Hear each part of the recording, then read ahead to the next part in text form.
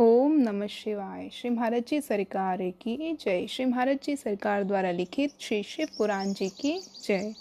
आज हम शिव पुराण जी में श्री महाराज जी द्वारा लिखित नरसिंह जी की कथा को श्रवण करेंगे।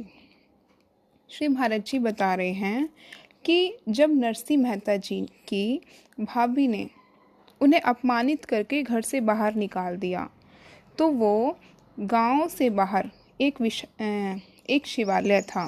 उस शिवालय में रहे और वे 10 दिन तक भूखे प्यासे शिवलिंगी जी से लिपटकर रोते रहे। नरसिंह जी की आर्तता को देखकर भगवान शंकर पिघल गए और शिवलिंगी जी से प्रकट होकर नरसिंह जी को वरदान मांगने के लिए कहा। नरसिंह जी ने कहा, प्रभु, मैं अल्प बुद्धि वाला प्राणी हूँ, जिसे यह भी नहीं पता कि क्या मांगना चाहिए और क्या नहीं मांगना चाहिए।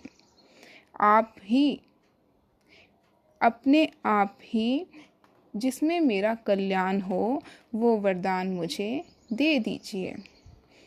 मेरी अपनी कोई व्यक्तिगत मांग नहीं है। आप जो ठीक समझे मेरे संस्कारों के अनुरूप वरदान दे दें।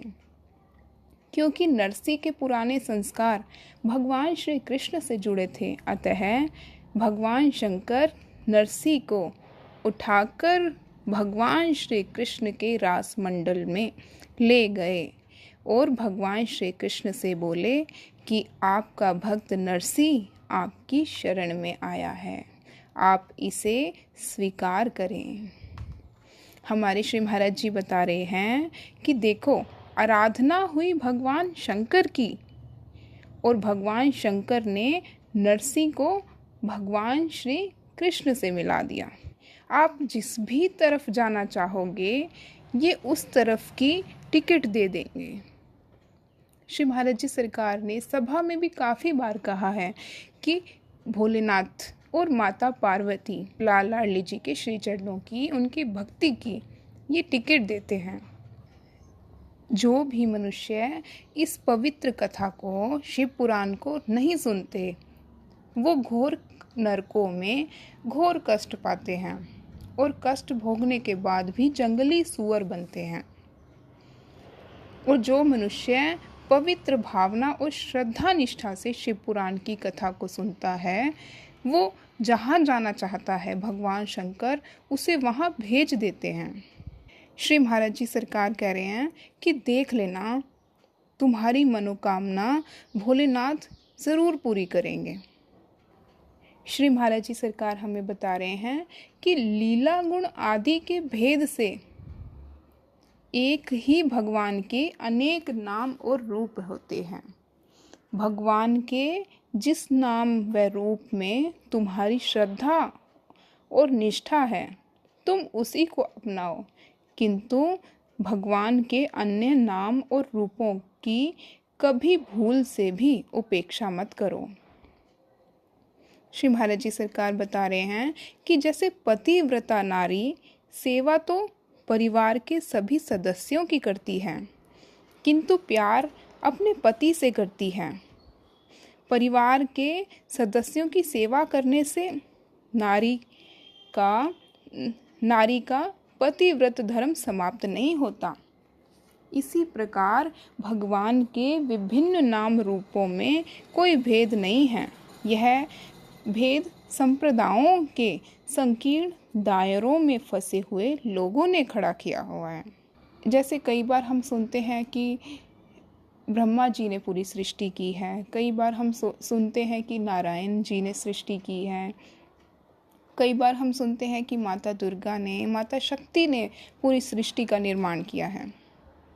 ये बातें झूठ नहीं हैं, ये बातें सच हैं, मगर हर कल्प अलग अलग थे। किसी कल्प में ब्रह्मा जी ने सृष्टि को बनाया तो किसी कल्प में नारायण जी ने बनाया, किसी कल्प में माता आदि शक्ति ने इस पूरी दुनिया को बनाया। तो श्री महाराज जी सरकार कह रहे हैं कि जो हम शिव पुराण पढ़ रहे हैं, इस कल्प की बात हो रही है। इस कल्प में सारी सृष्टि को भगवान भोलेनाथ ने बनाया है। और श्री महाराज जी के ही एक बार मैंने श्री महाराज जी के ही मुख से सुना था कि श्री महाराज जी कह रहे थे कि जो भोलेनाथ हैं वही श्री लाडली स्वरूप हैं और जो माता पार्वती जी हैं वही काली हैं, वही कृष्ण हैं।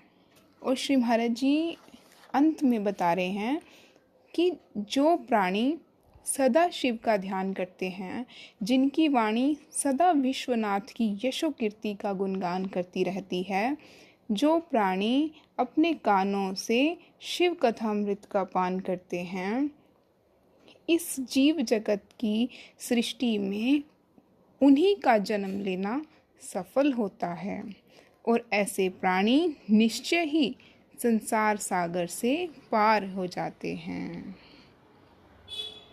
ओम नमः शिवाय। श्री महाराज जी सरकार की जय। इस अध्याय में नरसिंह मेहता जी की छोटी सी लीला थी जो हमने आज श्रवण की। आगे आगे हम भोलेनाथ जी की प्यारी प्यारी लीलाएं जो श्री महाराज जी ने लिखी हैं उनको श्रवण करेंगे। जय जय श्री राधे श्याम। ओम नमः शिवाय।